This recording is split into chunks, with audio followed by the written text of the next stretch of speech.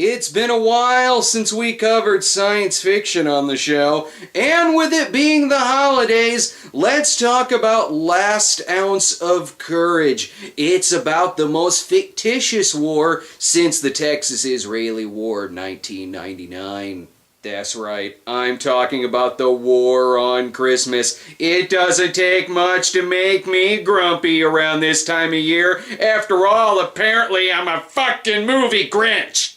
Last Ounce of Courage is about a jackass who doesn't realize how good he's got it and has too much time on his hands, who pitches a bitch fit because some people say Christmas and some other people say holidays. Oh, did I say jackass? I meant this is a very real issue, and the only person who can save us is fucking Jimmy Reno from Roadhouse. He's playing a character named...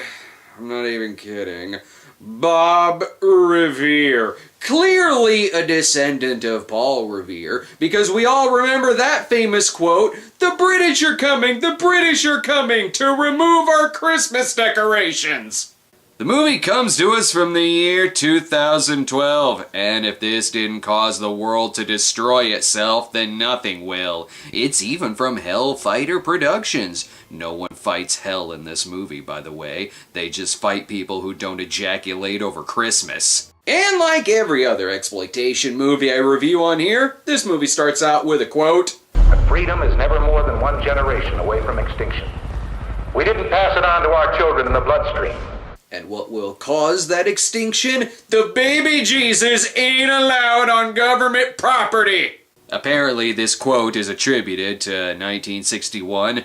Oops, I meant Reagan, the 40th president, who was not the 40th president in 1961.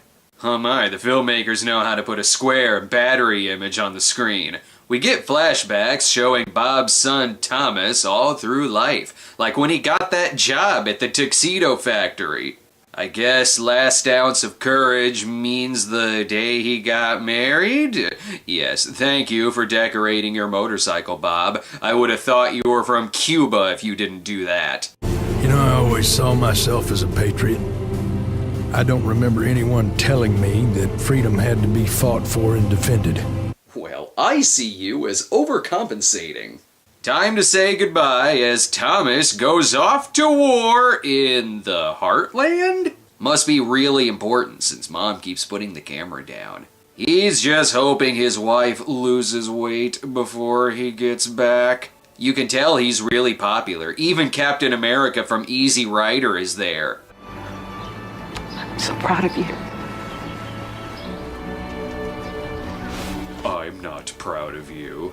He then whispers to him what Bill Murray whispered to Scarlett Johansson. This ends with them giving him the camera, so why were you filming all the footage of him leaving? I'll bet you're gonna wish you had that camera while he's gone. Don't worry, he's not in Iraq. He's just guarding a warehouse in Houston. Mostly they're just fighting an army of stock footage, and I'm not sure, but I think the editing is telling me that his unit blew up his own wife. This doesn't sit well with Bob, who's still trying desperately hard to turn into Ray Liotta. But there is some bad news.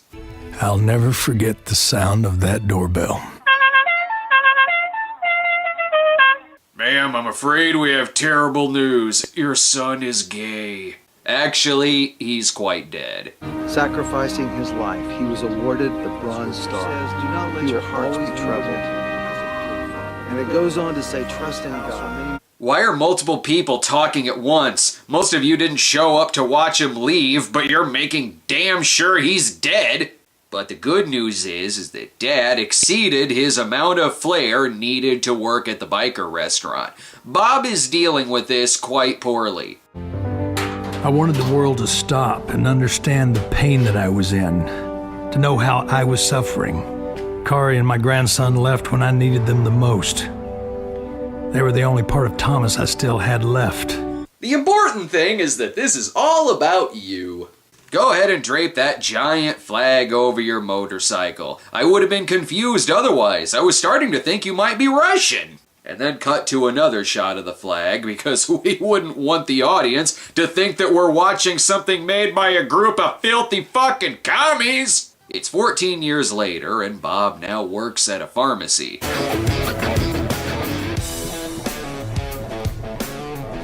Something I can do for you, gentlemen?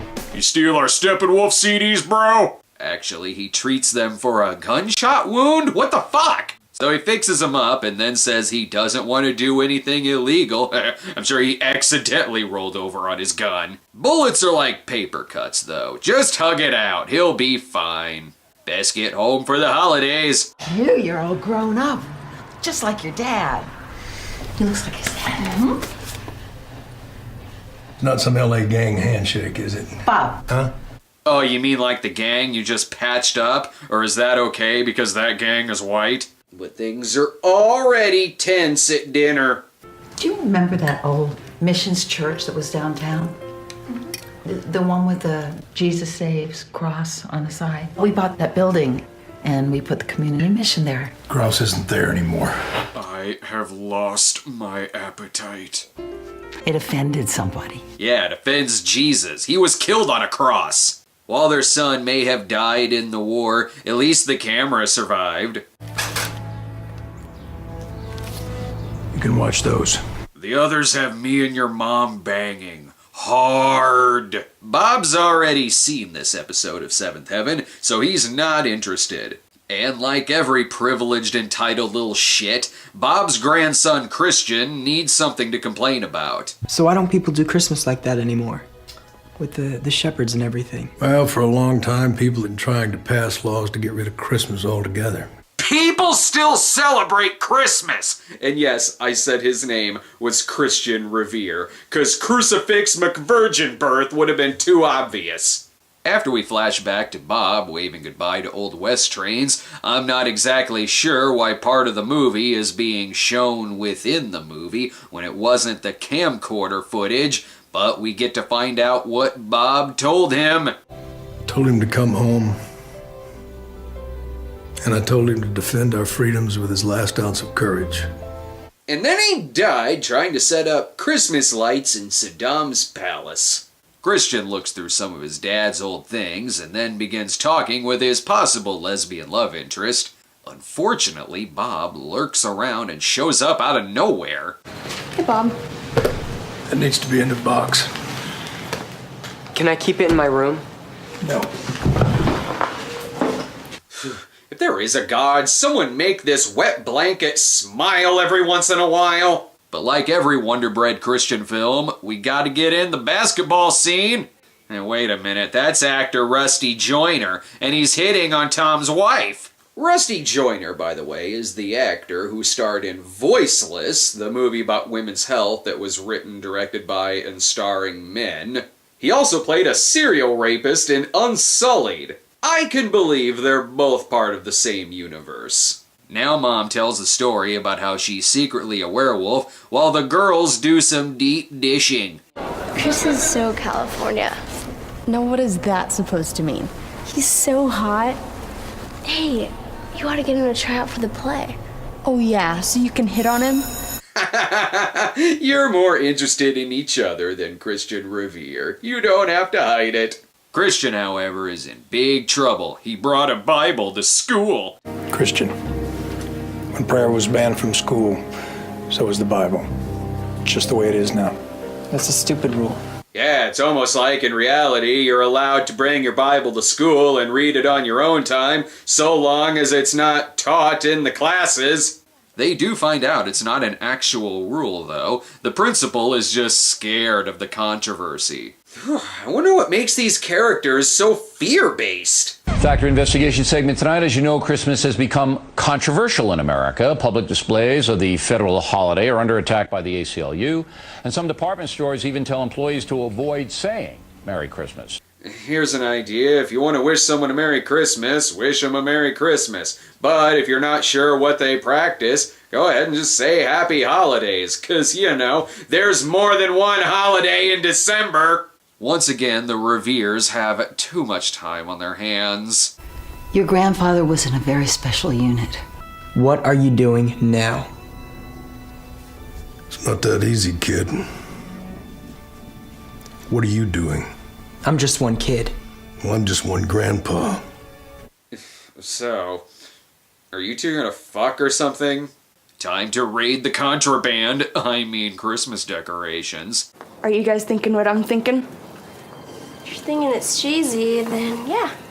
No, let's put it up. Let's put it all up tonight. Oh my god, it's almost like no one will give a shit if you do this. Get to the real part of the story. Rusty Joyner wanting to fuck his dead friend's wife. I hope this isn't completely awkward. Can I take you to dinner sometime? You might as well go to dinner with him. He is the best actor in the movie. Fuck that date shit, though. War! Christmas! You remember that plaque that used to be on the courthouse wall? The one with the Ten Commandments in it? Sure. Remember that great big Christmas tree used to be on the courthouse lawn? Yeah.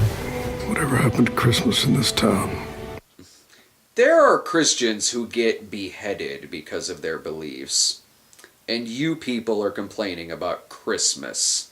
Now he's gotta let dead people know he's a patriot. He's also gonna ride through the Confederacy graveyard for shits and giggles. Oh, and we also find out that Bob is apparently the mayor. Thanks for letting us know now. Between being mayor and a pharmacist, doesn't he have more important shit to worry about? They can help me bring Christmas back to this town. And I mean, we're coming back in a big way. I am talking angels, I am talking mangers, I'm talking wreaths, I'm talking the birth of Jesus. I'm talking about Christmas. It's that thing that still gets celebrated today. You're just pissed because other people want to celebrate stuff too. You poor thing. Don't worry, there's more travesties. School districts across the United States are taking Christmas break off the calendar completely and replacing it with winter break. Not everyone takes the week off for Christmas! I'm starting to see why your school's test scores are so low. Why focus on math or science when there's a war on Christmas? Bob wants to turn this into Christmas City, which makes the news on a slow news day. Well, I actually got the idea from my grandson. He was wondering, why don't we celebrate Christmas around here anymore? To tell you the truth, I just couldn't give him a good answer. Probably because millions and millions and millions of people still celebrate Christmas to the point to where it makes appearances in not one, but two major parades, and there is a shopping day that is dedicated to people rioting over what to give each other for Christmas. This is freedom. This is freedom. There's strength and confidence. This is even affecting the school play, which has had its lines changed to this. But Zonor, we are the space aliens who have traveled from afar. Will the king accept us? It has been foretold that the king will be born this night on planet Earth, and he will accept all who seek him and find him. But how will we know it is the true king? The supernova will light our way to the pot of gold. There the king will be, just as predicted in the scrolls of Plutonia. What? You know, I think with you two in the cast, this will be our most memorable winter space odyssey ever. Okay, what the hell? That sounds kind of awesome. But it's not awesome to anti-Christian politician Warren Hammerschmidt. Get it? 'Cause he's played by Fred the Hammer Williamson. The mayor's the pharmacist. Who is this? This is the Hammer. Warren Hammersmith. It looked like it pained him to say that. Even though he's clearly just reading his lines, he's still scary. Obviously, your mayor is not fully cognizant of the statutes that pertain to the separation of church and state. Can you remember all that? If this movie ends with Fred gunning down Christmas decorations, I might recommend this. But rest assured, these Christmas decorations will be taken down, just as they are all over the country. By the way, I live in Springfield, which is the capital of Illinois, so, follow me for a second. 2 blocks down from me is the Capitol building, and here's what it looks like now.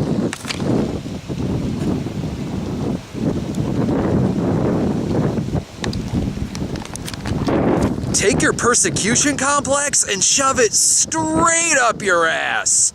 Even the kids want to get in on Operation Christmas. They're even changing the lines in the play to make it Christian. Why would you ruin a masterpiece? Bob's got an interview to give, though. Well, if trying to restore a holiday that the majority of our citizens enjoy, but a few old soreheads don't, makes me reckless and insensitive. Right? If you want your holiday to be recognized along with Christmas, then you're just a big old sourhead. And speaking of sourheads... You and your organization have been putting fear into every weak-kneed school board and city council in this country.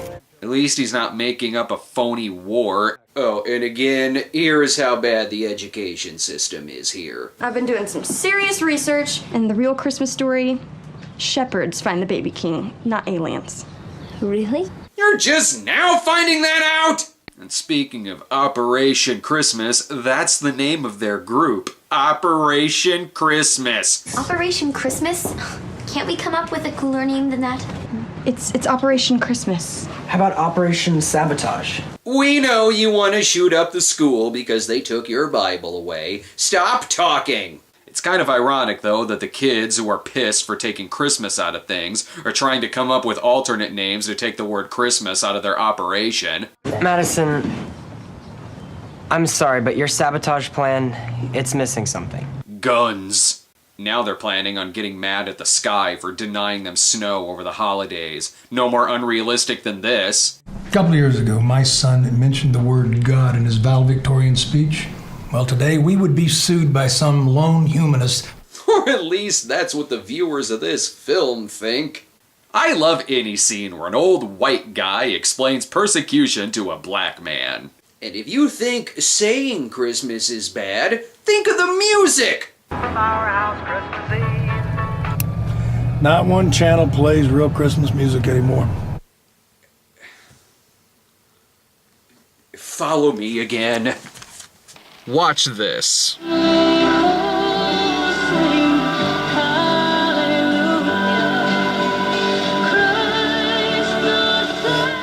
There is not one, but two stations in town that play non-stop 24-hour Christmas music from Thanksgiving to Christmas.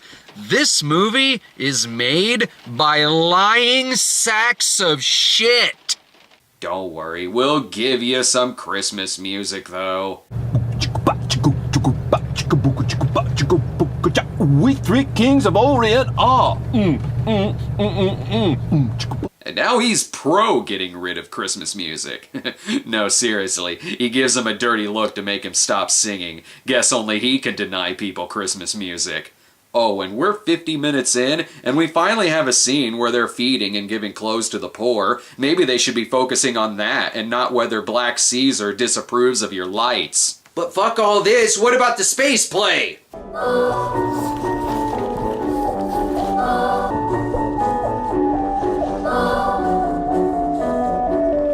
Sheer brilliance.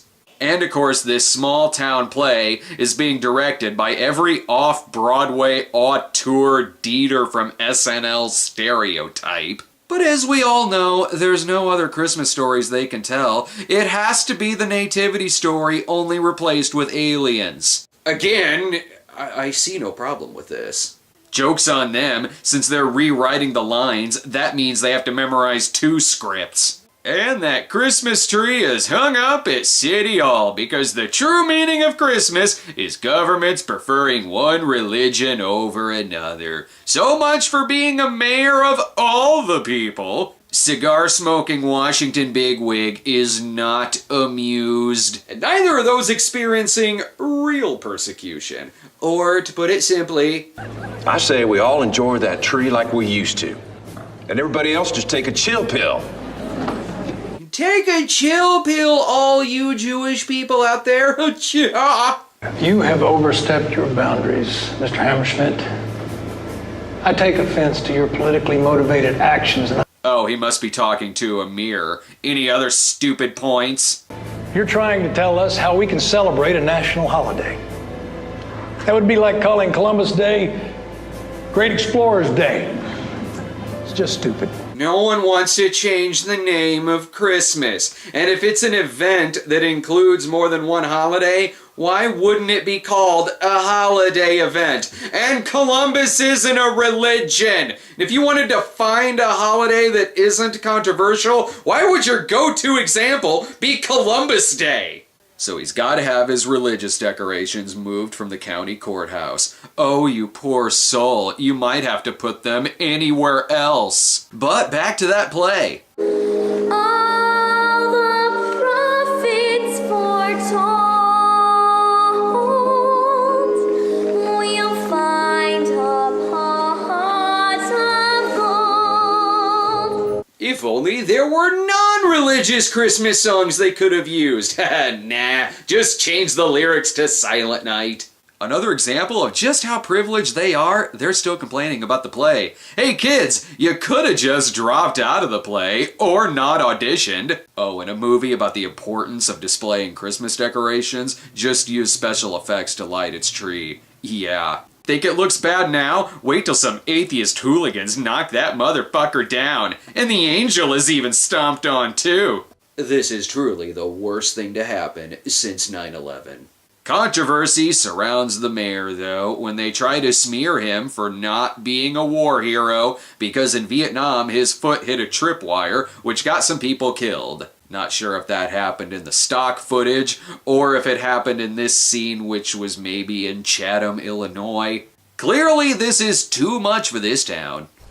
The mayor of Mount Columbus was fired last night by the city council. He spent all of the town's yearly budget on Christmas decorations and did nothing to fight the wave of biker gang-related violence. He should be fired! So he's gonna drive to City Hall and personally shove a giant cross up those big-wig, bureaucratic, ACLU liberal-loving asses. Actually, he goes on top of the local mission building to pull the cross on top of it. You know, like a crazy person. 'Cause as we all know, crosses are never on religious mission buildings. Mayor, I just got stabbed with a machete on accident, but I'm one of them good patriotic white gangs. Can you help me? The cross gets hung and many people in the town cheer, while other folks in the town continue going about their day because they have real shit to do. Too bad. They're gonna miss speech time. 400 years ago, our forefathers left the religious oppression of another land to build this one. And the first thing they did was to put a cross on the shores of the Atlantic. The Native Americans would beg to differ. We are losing freedoms, one by one, that our forefathers, our brothers in arms, and my son died for. Right? Watch as he hangs up this cross and nothing happens. This movie is like Red Dawn if they were invaded by television propaganda. Young men and women are dying in foreign lands to preserve the freedoms that we enjoy every single day. Can you hear them? Just listen. It's their voices from the grave. They're wondering if they died in vain. No, they're thinking that they died for real issues, and not because some old biker can use their deaths to complain that there's not enough Christmas lights in Whoville. Now the crowd cheers more. Yay! The crazy town drunk is going to jail! Yay! Wait a minute, the word cross is already in the mission's name. God damn it, no one gives a shit if the building has an actual cross on it. This is truly an inspiring moment, even for the news people. Jessica?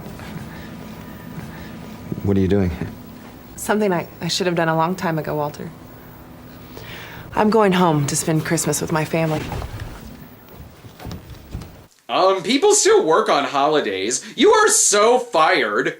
Oh, I forgot to mention, there's been a mysterious figure who pops up in the background a few scenes who may be hippie Jesus. He gives Bob the greatest gift of all, the gift of listening to the most absurd scene in the movie. The school play is finally being performed.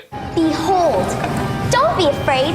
I am an angel, and I bring you good news of great joy, which will be to all nations. Today and You didn't write that, did you? I haven't seen a brilliant space opera get this butchered since the Star Wars special editions. They actually go as far as locking the play director in the closet. That'll stick it to the people in the audience who don't celebrate Christmas. The play ends with Christian showing a video of his father giving a private message of love to his wife and family. And the other people in the audience are like, okay. I just want you to know that I'm fighting for you over here. And for our freedom. I do it because I love my country and because I love you. Pet Christian now feels like an idiot for bitching about a play. I guess this video's alright though. It's not like it shows him getting killed. Well, God bless you guys. I love you. And Merry Christmas. What the fuck? Perhaps you should have watched the end of the video. Now all of these families have seen your father getting blown up. That's right, people who came to see their kids in a school play now know what the inside of Thomas Revere's skull looks like. But thankfully they didn't see a non-denominational play about aliens. That's way worse. This deserves a slow clap.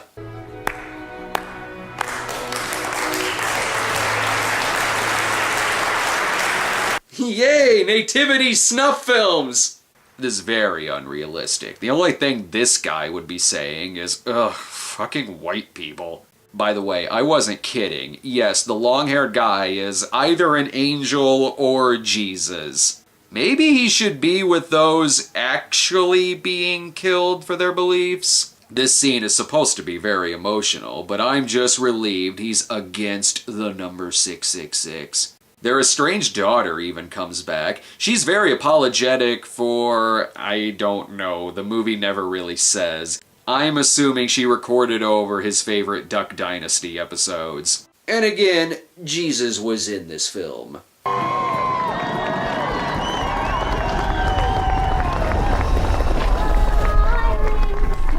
Ow! Blow me! Fred decides not to have everyone arrested, probably because that would never be an option, and it would interrupt more speech time. I love my country, and I love being free. But I now know that freedom only comes with great sacrifice from each and every one of us. Yeah, we all have to sacrifice some dignity in order to make fear-based propaganda pieces of shit like this. It ends with another quote from Reagan, this time in 1964. He still wasn't the president when he said this. And look! Pandering! Merry fucking strawmansmas! This is a movie about people so well off and so privileged that they just have to feel victimized and persecuted about something. Anything. They want to feel that they are victims too, even though they're not, and they live pretty fucking solid lives. Here's where I would normally get into who made the movie. Well, okay, idiots. Idiots made this movie. The movie is written and directed by fucking idiots for idiots. Idiots made this film because they know just how idiotic a person would have to be in order to buy this blatant piece of idiot porn. So Merry Christmas, Happy Holidays, take care of yourselves and each other, and don't be a fucking idiot. Gonna get a big old Christmas tree. Christmas tree, that is.